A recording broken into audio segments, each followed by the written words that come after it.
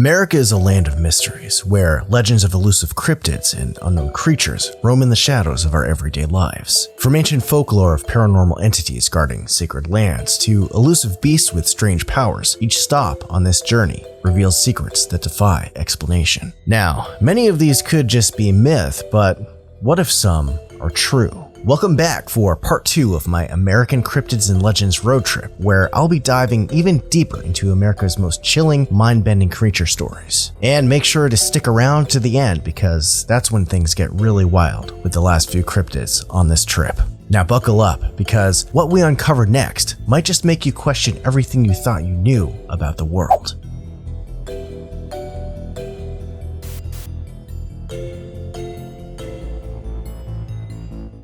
First up on the second leg of this road trip is Hawaii. Hawaii's lush landscapes are steeped in mythology, but few legends are as eerie as that of the Momo. While this one is a little bit more of a supernatural being than a flesh and blood cryptid, the lore on this is no less interesting. According to the legend, the Momo are powerful shape-shifting dragon-like lizards that are often depicted as gigantic. In Hawaiian folklore, they are revered as ancient deities. It's said that the Momo can control water and the weather and can be found inhabiting freshwater ponds, caves, and streams, and served as protectors and guardians of Hawaii's most sacred sites. While they were said to help people, especially in battles, they had a darker side as well. If angered, they would become wrathful and dangerous, producing intense storms or even flat out killing people that trifled with them. And in some stories, the Momo transform into beautiful women to lure men away to their doom. And if one of these creatures actually dies, their body becomes part of the landscape, which is just super interesting. Now we're going to travel all the way up to Alaska. There's a lot of weird stuff in Alaska, and if you haven't yet, definitely check out my deep dive podcast episode all about the Alaska Triangle and the creatures that can be found within. Now, many of the cryptids and creature legends in Alaska are water-based, and for this one, we're going to talk about the Tizheruk. This cryptid is said to live in the Bering Sea off the coast of Alaska near King and Nunivak Islands. According to eyewitnesses, the Tizheruk is said to be serpent-like, with a 2-meter or roughly 6-foot long head with flippers and a long tail. Its name in the Inupiaq language means the long-tailed one. The Tizheruk are also feared by the Inuit people, who believe that the creature can cause misfortune or death to those who encounter it. In fact, it's said that they can snatch people from piers undetected, so one always has to be mindful near the water. In 1980, an ethnologist named John White, who was visiting King Island, recorded locals' witness accounts of seeing this sea monster, describing the head,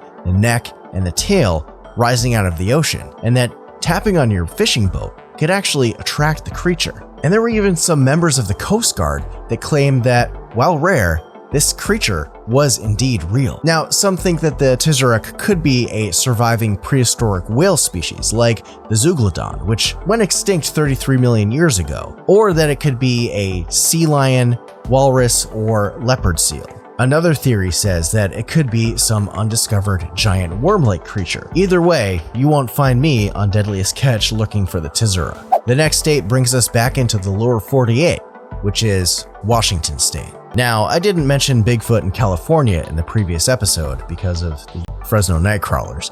Although the Patterson-Gimlin film was shot in Bluff Creek, California, capturing Patty the Bigfoot, which resulted in one of the most hotly contested pieces of footage ever, I'm going to drop Bigfoot for Washington State. The reason being, well, Washington is said to have the most recorded Bigfoot sightings out of anywhere in America on record. In fact, there are over 700 documented cases. And we all know Bigfoot, right? But just in case, they're described as hairy, upright walking apes that are anywhere from 6'6" to 9+ feet tall. Many are described to have brown, black, or reddish hair, incredible strength and speed, and they have a face that looks human, but isn't quite human. And there are legends in most Native American tribes that talk about hairy wild men. The name Sasquatch, which is another name for Bigfoot, is derived from the word Saskets from the Halkomelem language. And Washington State is also the home to the Battle of Ape Canyon, where a prospector named Fred Beck and his crew endured an all-night assault on their cabin by a group of angry Bigfoot after one of the prospectors on his crew took a shot at some 7-foot-tall hairy ape man off in the distance. And some of the first casted, allegedly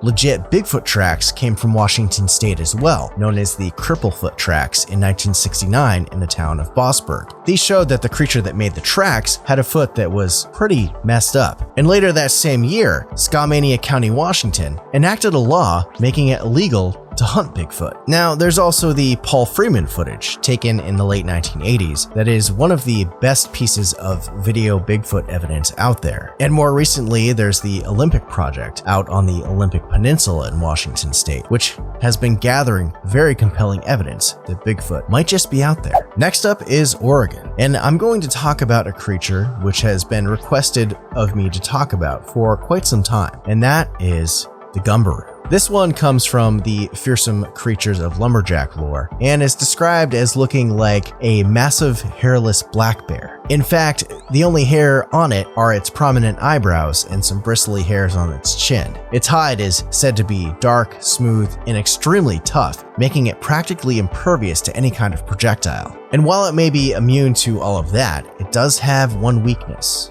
which is fire. And according to the lore, there are so few Gumberoos left in the wild because of forest fires. And when they do get caught in a fire, it's said that they pretty much explode. It's said that lumberjacks would speak of hearing what sounds like a huge tree falling in the distance, and then detecting the smell of burning rubber in the air after an unfortunate Gumberoo met its fate. Another interesting piece of that lore says that if anyone ever took a picture of a Gumberoo, the photo negatives apparently would explode as well. Gumberoos are also said to have a massive appetite and could eat a whole horse in one sitting. Anyway, this one is definitely a pretty funny story, even though it's just a tall tale. Moving on to the next state, we have Idaho. Now, Idaho's cryptid is called Charlie, or as some call it, Slimy Slim, or the Twilight Dragon. It's said that you can find Charlie in the pristine waters of Payette Lake near McCall, Idaho. Basically, Charlie is described as a massive serpent-like beast, and people have been reporting some mystery creature in that lake since at least the early 1900s. However, Native American tribes of the area have stories dating back long before European settlers arrived in the area, speaking of an evil spirit that dwelled in the lake. The first modern documented sighting occurred in 1920, when a group of workers cutting railroad ties reported seeing what they thought at first was a log, but then the log moved, and they realized that it was a living creature with a long neck and a series of humps moving through the water. Later on, between 1944 and 1946, another sighting happened where several groups of people witnessed it, describing this lake monster being 30 to 45 feet in length with a dinosaur-type head, pronounced jaws, humps like a camel, and a shell-like skin. Now, sightings continue to this day, and although many believe Charlie is just a giant sturgeon or another large fish, others think that something much more mysterious could be lurking within the lake's depths. Next up is the state of Nevada, and here we have another lake monster, this time in the deep cold waters of Lake Tahoe. It's here that it's said that a creature that's as mysterious as it is elusive lives, the one and only Tahoe Tessie. And very much like most lake monsters, Tahoe Tessie is described as a large serpent-like creature with a dinosaur-like head, long neck, thick body, smooth jet black to turquoise skin, with a long tail and flippers similar to that of the famous Loch Ness monster in Scotland. Now, sightings of Tessie date back to the Native American tribes in the area long ago, like the Washoe and the Paiute, and according to the story, it may reside in an underwater tunnel beneath a landmark known as Cave Rock. In the 1950s, two off-duty cops were out on the lake and reported seeing a mysterious black hump rise from the water, going as fast as their speedboat. And in the decades that followed, other witnesses have come forward saying that they've seen this creature feeding on schools of fish, or that it's anywhere from 30 to 60 feet long. Divers have also reported a massive animal quickly swimming by them near underwater caves within the lake. And people continue to spot Tahoe Tessie to this day. Moving on to the state of Utah, we have Old Briney, which is another lake monster said to live in the Great Salt Lake. But this is a bit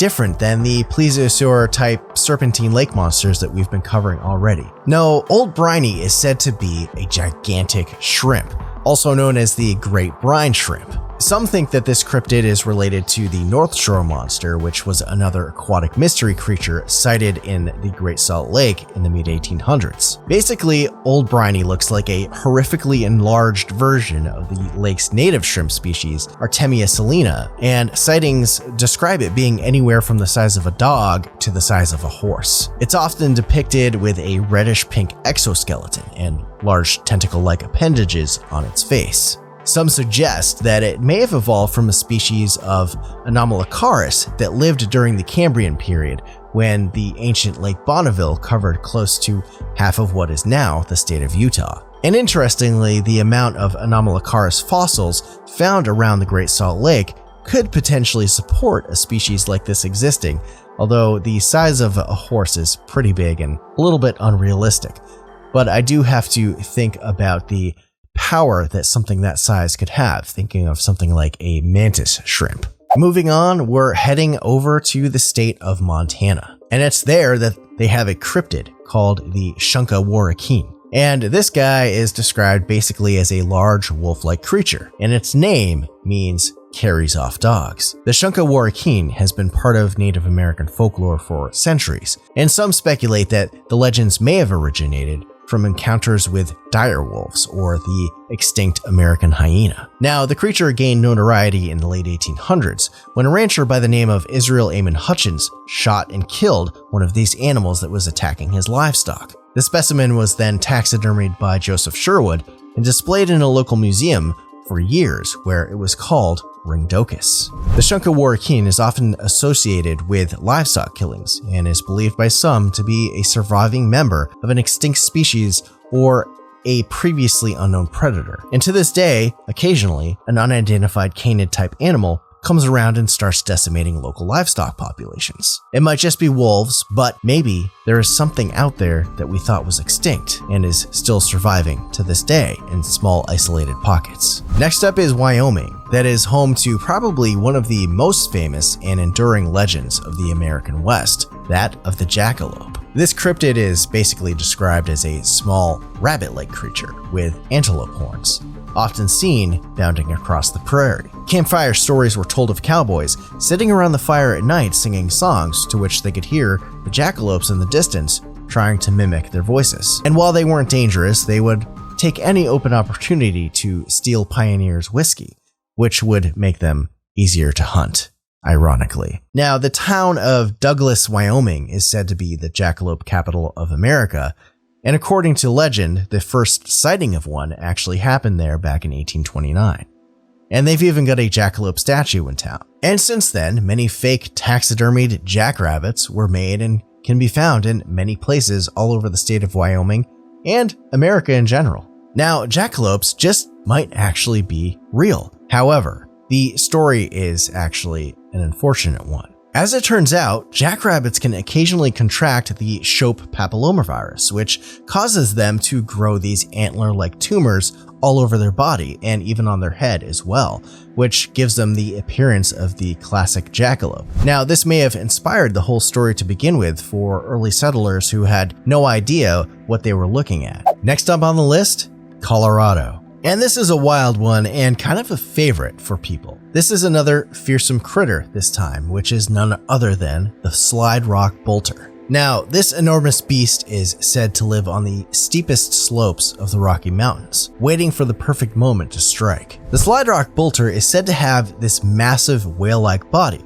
with a huge mouth, beady eyes, and a fluked tail. According to the lore, once potential prey walked into the path of the slide rock bolter, it would let go of the mountain peak that it was clinging to, letting gravity take over and take it down the mountainside at breakneck speed, gobbling up everything in its path, from trees to boulders, wildlife, and especially its favorite thing, groups of tourists. And afterwards, it would use the hooks on its fluked tail to climb back up to its perch on the closest mountain peak. Now, my favorite part of this story is that a forest ranger was said to have wanted to take down the local menace of the Slide Rock Bolter. So he put together this stuffed dummy and he filled it up with gunpowder and fulminate caps and put it in the path of where a Slide Rock Bolter could be. Sure enough, the bolter took the bait, and when it collided with the dummy, the bolter exploded, to which the explosion flattened half of the town of Rico, Colorado,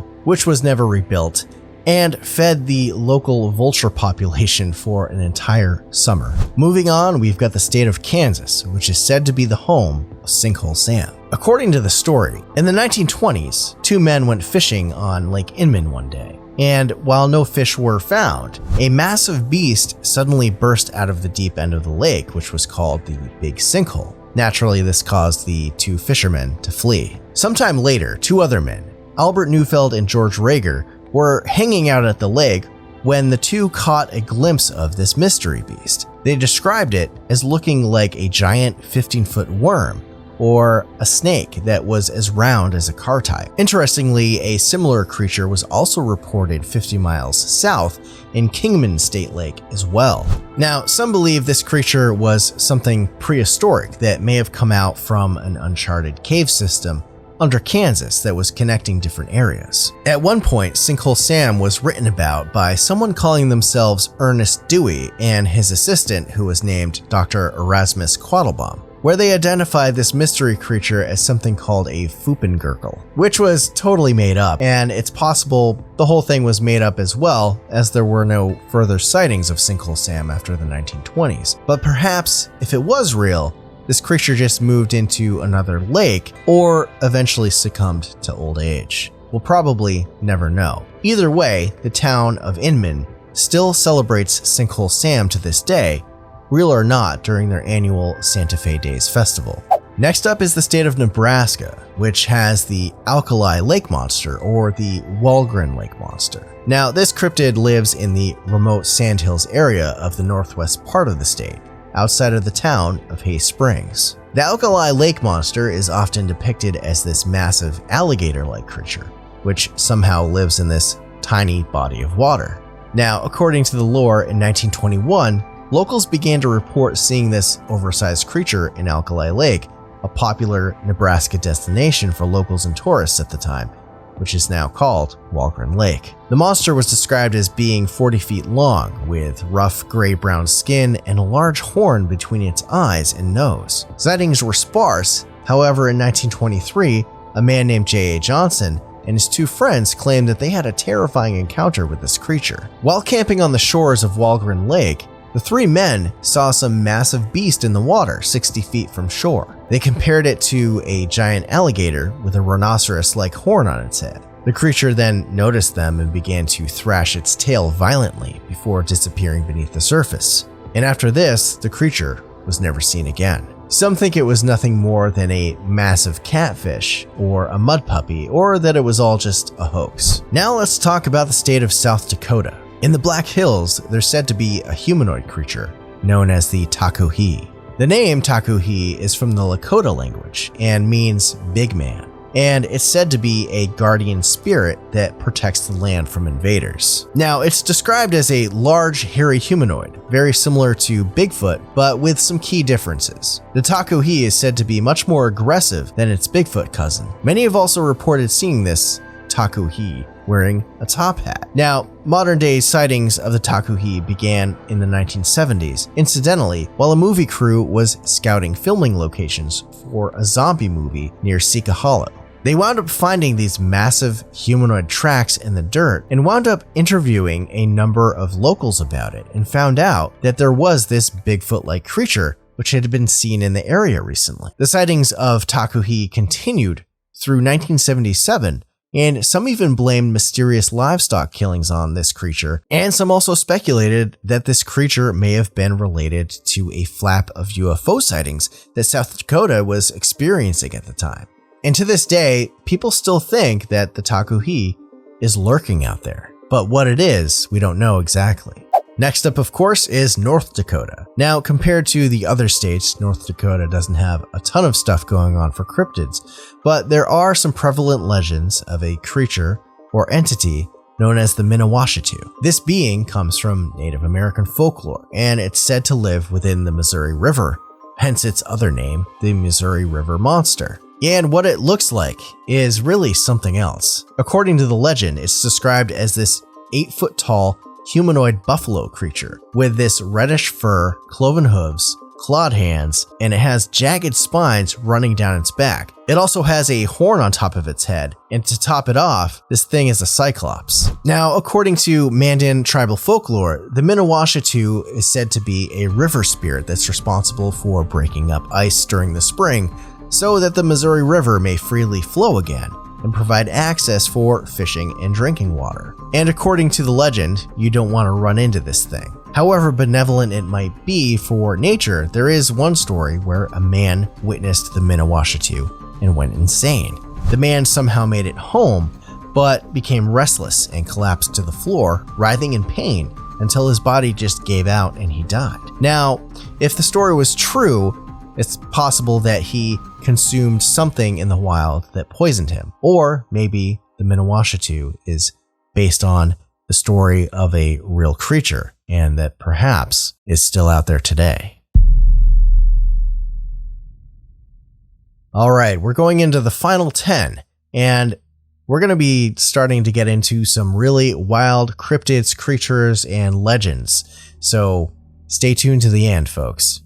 Next up is the state of Minnesota, which, of course, we have to mention the Wendigo. And while this is not a cryptid, it is one of the most feared creatures in Native American folklore, and its legend is deeply rooted in the Great Lakes area and the culture of Minnesota and the Algonquin peoples whose stories date back long before European settlers arrived in the Great Lakes region. According to the lore, the Wendigo are described as gaunt, tall, emaciated humanoids with sunken, glowing eyes, gray skin, no lips, and an insatiable hunger for human flesh. In some stories, they can grow up to 15 feet tall or more, depending on how many humans they've consumed. And they're also typically found in the most remote and cold wildernesses during winter months. Now, Wendigos are said to have some frightening abilities, such as being able to mimic the voice of a loved one or someone in need of help in order to lure you into their trap. And quick side note, you can forget about the antlers too for a more accurate depiction. Those were added at some point as an artistic interpretation of these entities.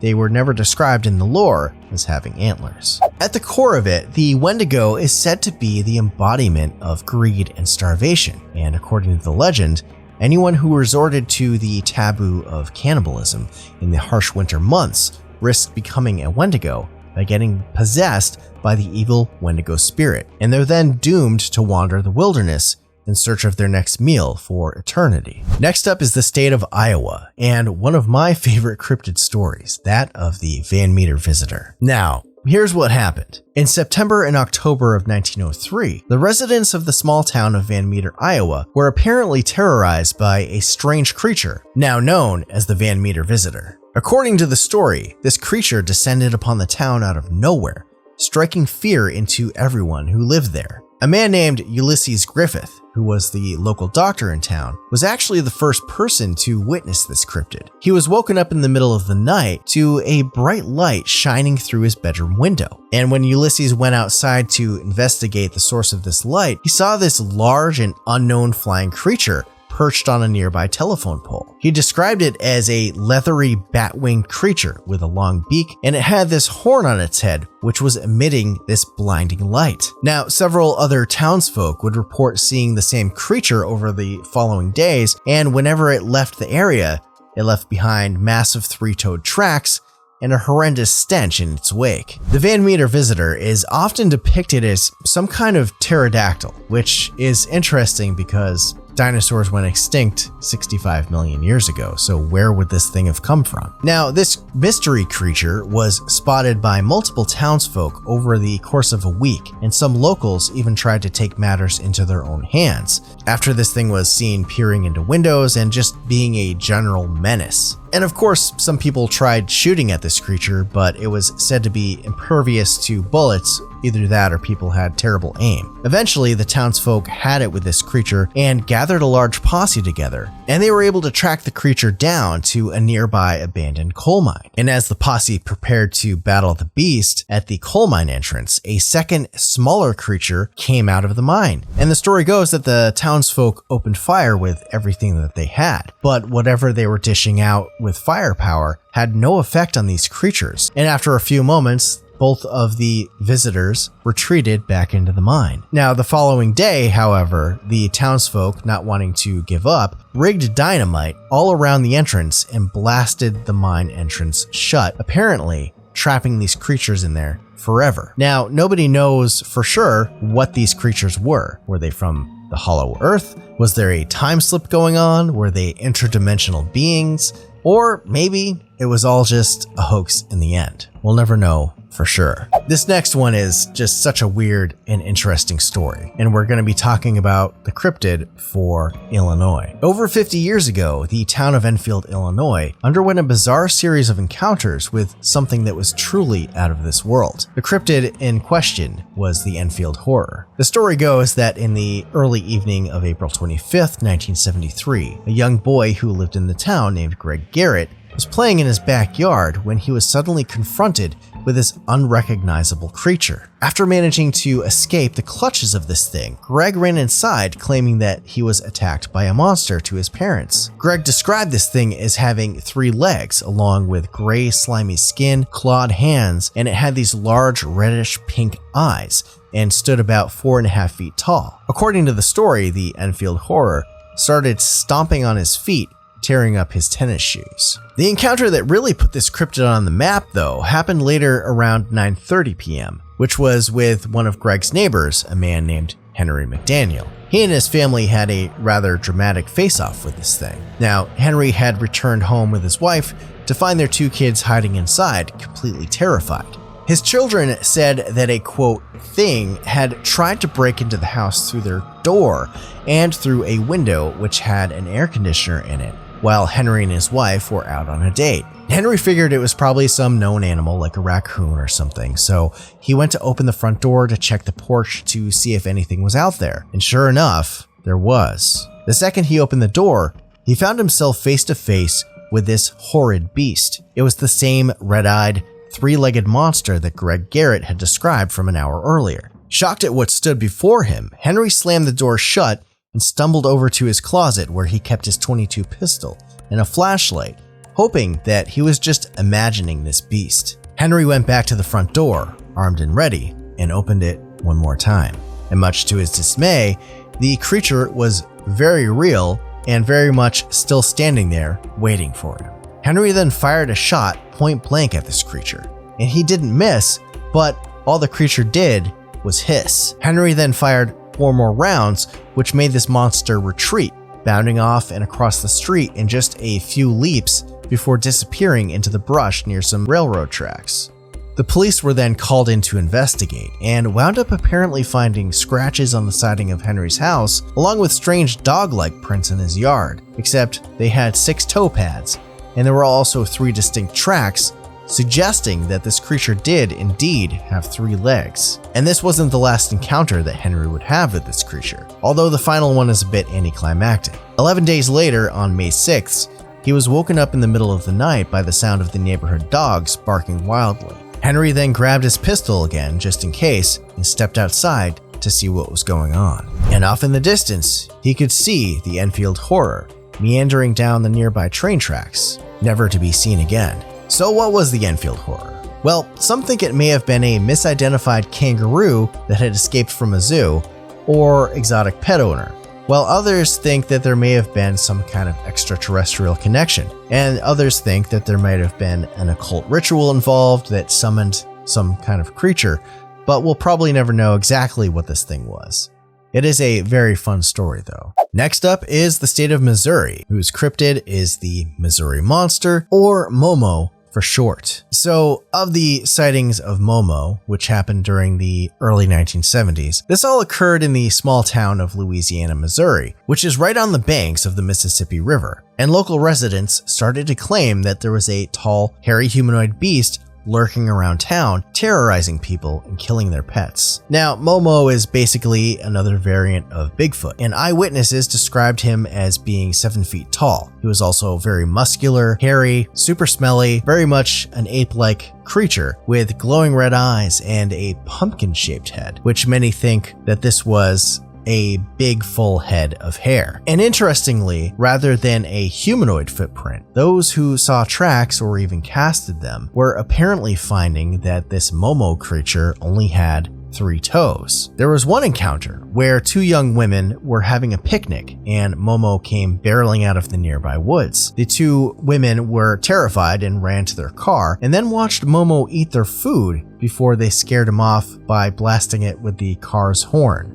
And the most well-known sighting occurred on July 11th of 1972, when 2 young boys, the Harrison brothers, along with their older sister, claimed to have seen Momo carrying what appeared to be a dog in their backyard. Now, this dog unfortunately didn't appear to be moving, so perhaps Momo had caught it and was bringing it back to its lair for dinner. And sightings continued, and stories of this creature spread, eventually leading to 20-person posses trying to find Momo, but in the end, they came up empty-handed. And if it was a real creature, it likely moved on, but perhaps Momo could still be lurking out there. Next up is the state of Wisconsin. Now, there's a few things going on in this state for cryptids, but the most notable is the beast of Bray Road, which is said to have been sighted numerous times over the years on Bray Road in the small town of Elkhorn. And because of that, it's probably one of the most well-documented cryptids out there. So, the beast of Bray Road is described as an upright walking canine with a body more like that of a man,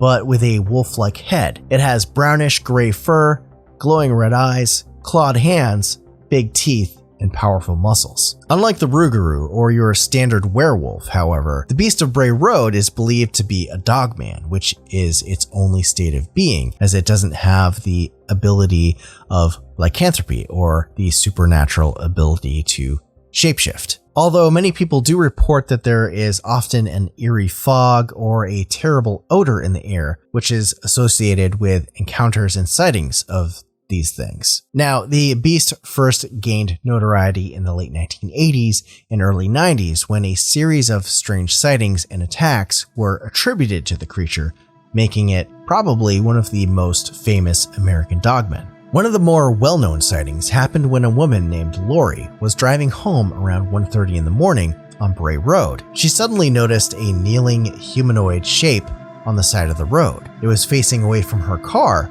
but she could see that it had pointed ears on the top of its head. And when she started to pass it, she could make out the front side of this thing, and she could see that it was covered in brownish gray fur. It also had glowing eyes and clawed hands that were holding what looked like roadkill. She said that it didn't look like a normal 4-legged canine, but instead, it looked like a humanoid canine that would stand on 2 legs to get around. And this thing tracked her car, watching her drive by. Lori estimated that if this thing stood up, it would be at least 7 feet tall. Now, nobody knows exactly what dogmen are just yet, since there isn't a fossil record of such creatures being able to exist, and some people think that these things are just misidentified Bigfoot, which we also don't necessarily have fossils of. Others think it may have been an escaped pet wolf, a large feral dog, a bear, or even perhaps something interdimensional. I guess we'll have to wait and see as more evidence is put forward of these dogmen creatures. Next up is the state of Indiana, which of all places has stories of mermaids, which are some of the oldest types of cryptid stories out there. According to the story, witnesses began to see these legendary creatures in the early 1800s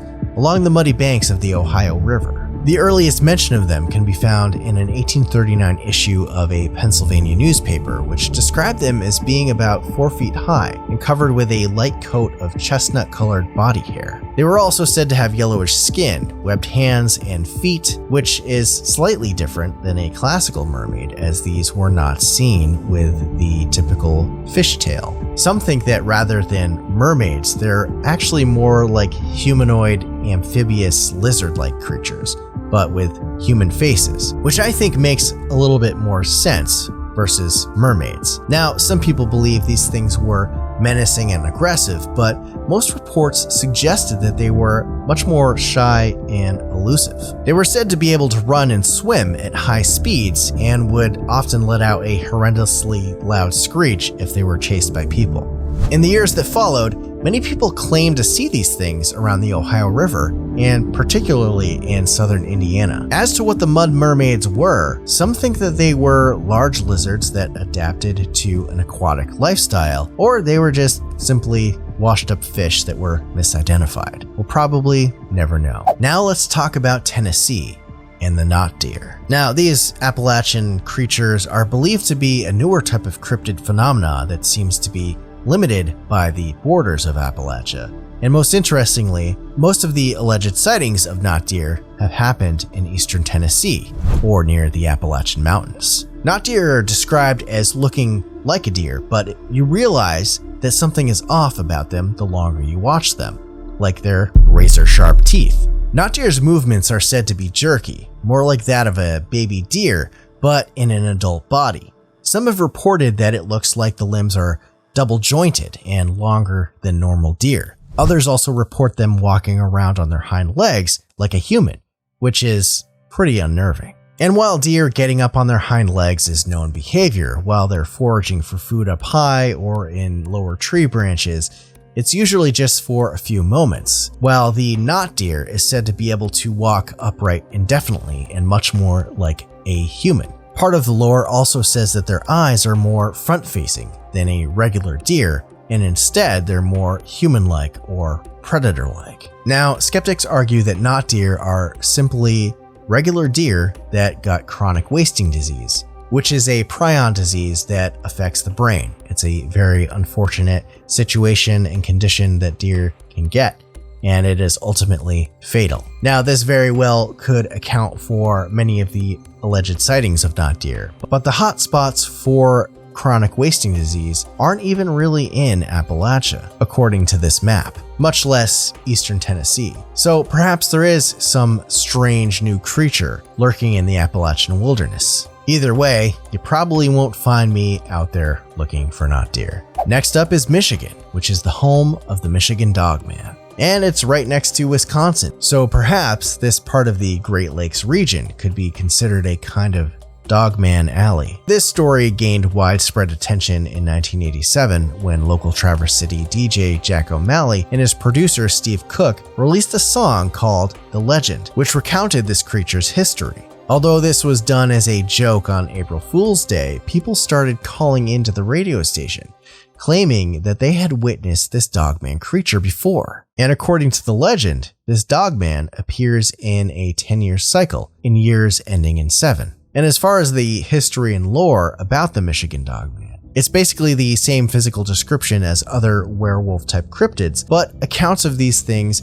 date back to 1887 in Wexford County, when a pair of lumberjacks saw what they described as an upright canine with a wolf's head walking around like a person. Decades later, in 1937, a man named Robert Fortney was attacked by 5 wild dogs outside of the town of Paris, Michigan, and claimed that one of them stood up like a man and walked on its hind legs.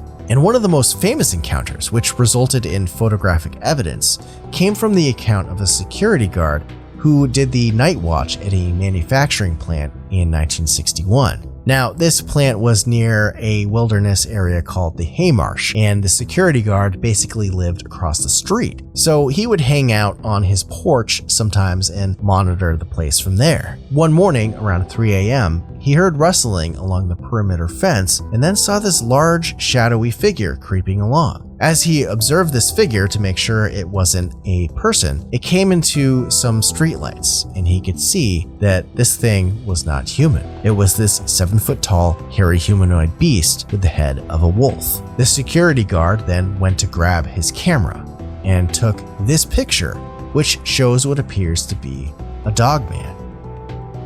And after that, the Dogman walked back into the haymarsh. Now, Dogman has become a staple of Michigan folklore, with new sightings reported very frequently. So if you've seen one, leave a comment below. The next state is Ohio, and we're going to be talking about the Loveland Frogman. So there are a couple of chapters to the story of this cryptid, the first being in May of 1955, where the first sighting happened. During the early morning hours around 3:30 a.m., a businessman named Robert was driving on a stretch of road that follows the Little Miami River on the outskirts of Loveland. Suddenly, he saw 3 creatures congregating on the side of the road, which looked not human. Robert then pulled over and got out of his car to observe these things for just a few minutes. He could see that they were short, maybe 3 to 4 feet tall. They also appeared bipedal with grayish leathery skin, webbed hands and feet, and they had these distinctly frog-like faces with deep wrinkles on the tops of their heads. And that's when one of the creatures noticed him. It then held up this wand-looking object, which then started to shoot out sparks. So Robert hopped in his car and quickly made a getaway. However, that wasn't the last of it, because almost 2 decades later, in 1972, more sightings of strange frog-like humanoids were reported around Loveland, this time by the authorities. On March 3rd of that year, a police officer who wished to remain anonymous reported seeing an unknown creature in the middle of the road while out on patrol at 1 in the morning. At first, he thought it was a dog, so he slammed on his brakes to not hit it. The police cruiser's headlights then illuminated the animal on the road, which showed that it was something crouching down and not laying down. It then stood up on 2 legs and was about 3 to 4 feet tall and had this strange leathery skin. It then turned its head to look back at the officer and then scurried over to the guardrail on the side of the road, where it went down the embankment and into the Little Miami River. 2 weeks later, another police officer named Mark Matthews encountered a strange animal in the road as well while out on patrol in Loveland. He thought this thing was roadkill, so he was pulled over and preparing to scoop it up, and then, as he approached it, the creature leapt up into a crouched position.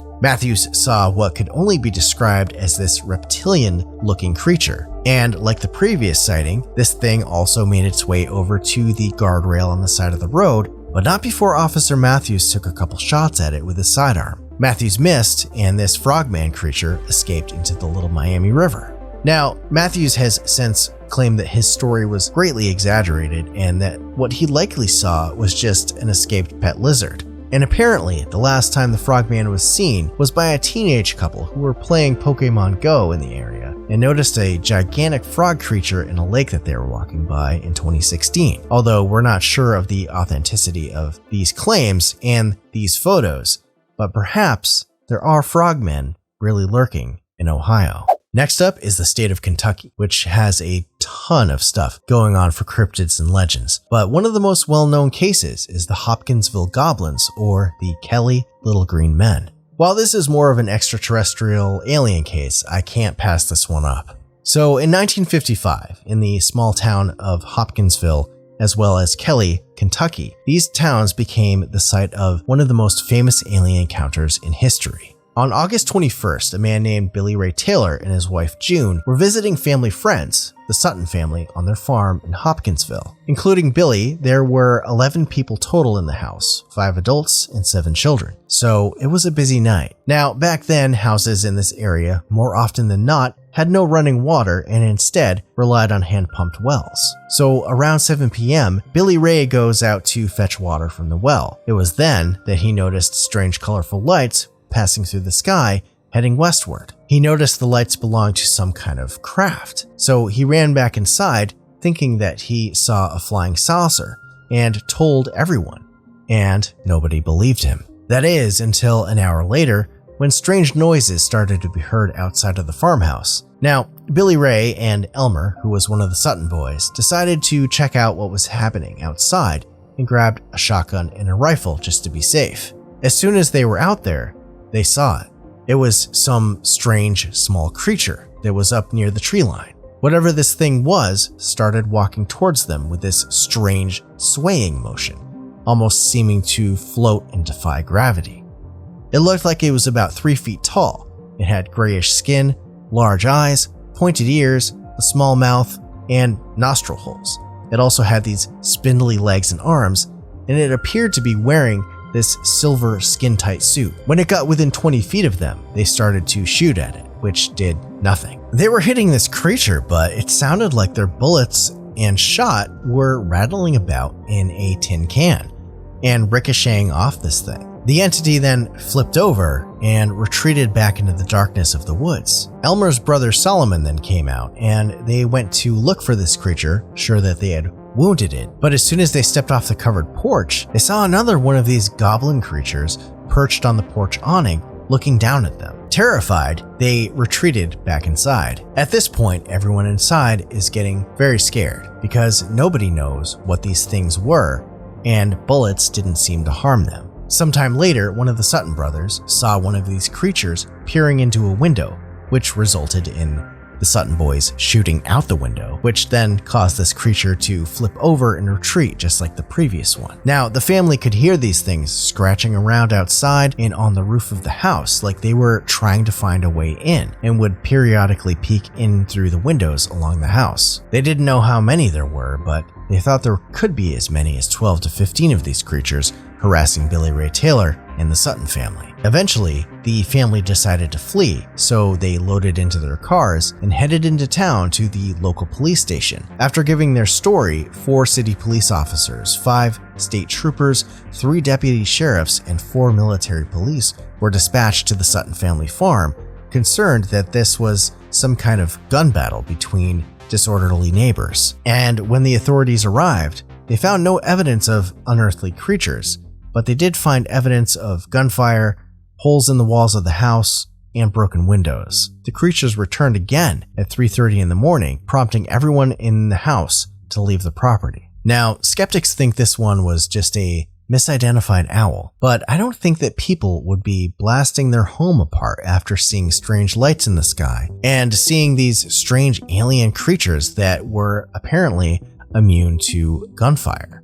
for hours on end. Either way, this is a very wild story, definitely one of my favorites. And finally, we're at the last state, West Virginia, which has some of the most cryptid legends in America. And of course, we're going to be talking about the Mothman. Now, Mothman is one of the most famous cryptids in the United States and perhaps the world, and its legend began over 50 years ago. And I'll be doing a deep dive episode all about the Mothman eventually, because there are so many details to this story that I can't fit here. But for now, these are the highlights. Mothman is described as a large humanoid bird creature with large, round, glowing red eyes and a massive wingspan.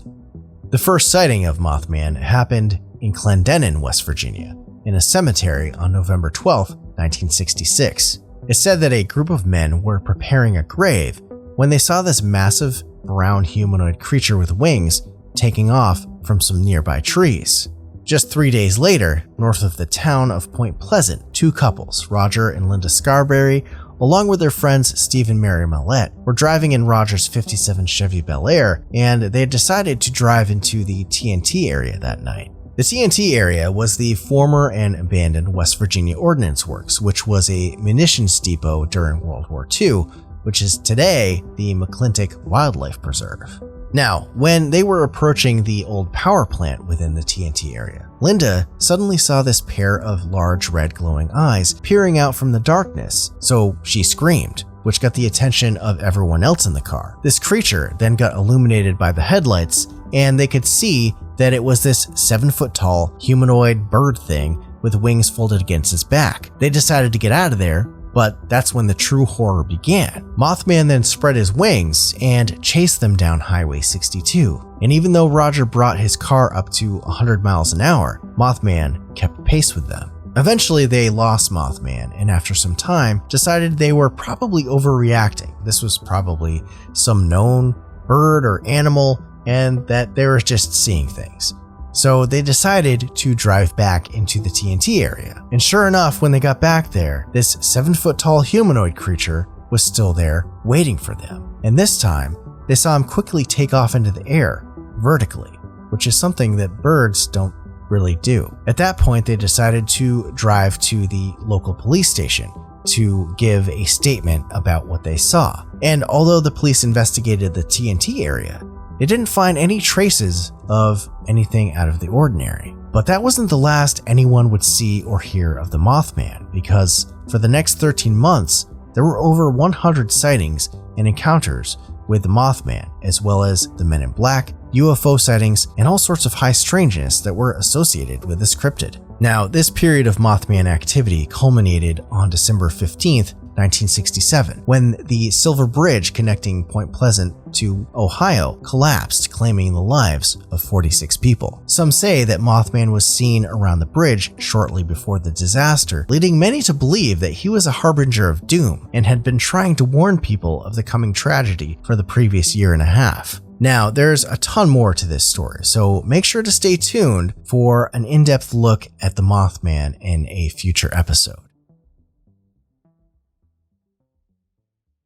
You thought I was done. Well, I thought I was going to be done with this video too, but I decided to throw you all a bonus cryptid, El Chupacabra. And although a lot of people talk about this cryptid in the context of the American Southwest, as well as Central and South America, we're going to be going to its point of origin, Puerto Rico. So El Chupacabra's name in Spanish means the goat sucker, and was said to be responsible for a massive amount of livestock mutilations on the island in the mid-90s. Now, El Chupacabra appeared on the scene in March of 1995, when 8 sheep were found dead and completely drained of blood. Investigators found strange puncture wounds on the chests of these animals, which sounds kind of like a vampire. But El Chupacabra didn't just attack sheep, it also went after chickens, turkeys, rabbits, cats, dogs, horses, cows, and of course, most infamously, goats, all of which would be found exsanguinated through these strange puncture wounds. Interestingly, the mid-1990s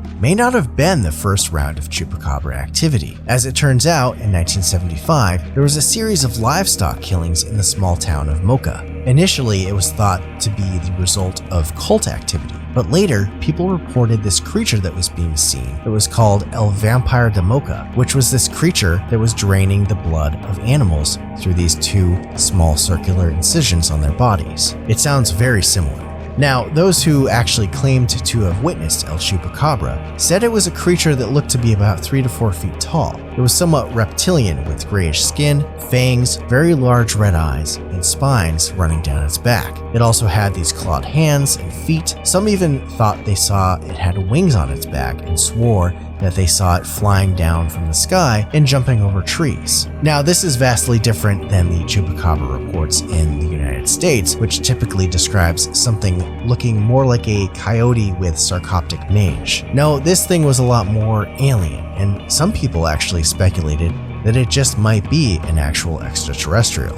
Either that or it was a escaped government experiment. At the end of this string of attacks, El Chupacabra was blamed for over 1,000 livestock deaths. Now, many people believe that El Chupacabra exists, although nobody has ever caught one. It's unsure if real what it ever was. Skeptics will have you believe that this was just a simple case of mass hysteria, perhaps inspired by the science fiction horror movie Species, which had a very similar looking creature in it. That was released in 1995, shortly before all the reports started flooding in Puerto Rico. So perhaps that's all this was just mass hysteria, or maybe there was really a creature out there. Either way, the story of El Chupacabra is a fun story, and there are reports of similar looking creatures still happening to this day.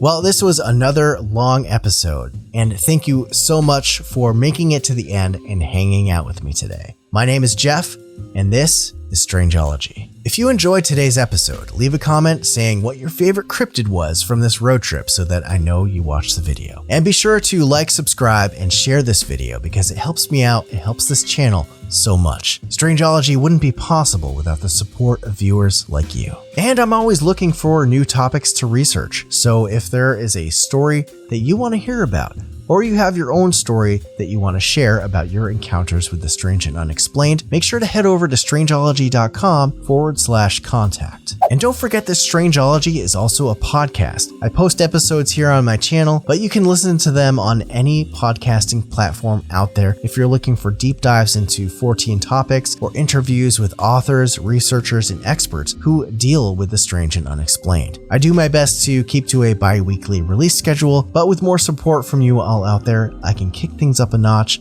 and definitely crank out more content. And if you're wondering how to support this channel, you can do so by becoming a member here on YouTube or over at my Patreon at patreon.com/strangeology. You can join for as little as $1 per month, and higher tiers equals more benefits like early access to new videos and podcast episodes, which are ad-free, as well as having access to Strangeology Beyond, which is the members-only part of the show. There's also shoutouts, exclusive merch, discounts to my online store, a t-shirt of the month club, and more. So if you want to check that out, again, it's patreon.com/strangeology. And thank you so much to all of my members who help keep the lights on here at Strangeology headquarters. You're so appreciated for the continued support. Also, if you enjoy discussing the strange and unexplained and want to be a part of a growing community of like-minded people talking about and sharing topics like this and more for free, you can join my Discord at discord.io/strangeology. And then there's my merch. I've also got merch linked down below,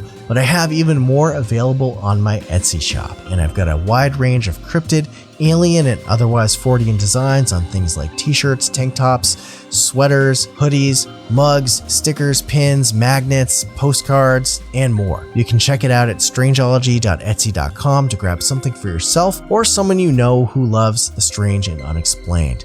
Again, that's strangeology.etsy.com. All right, that's all from me for now. Again, thank you so much for hanging out with me today, and until the next time, take care of yourselves and each other, and keep it strange.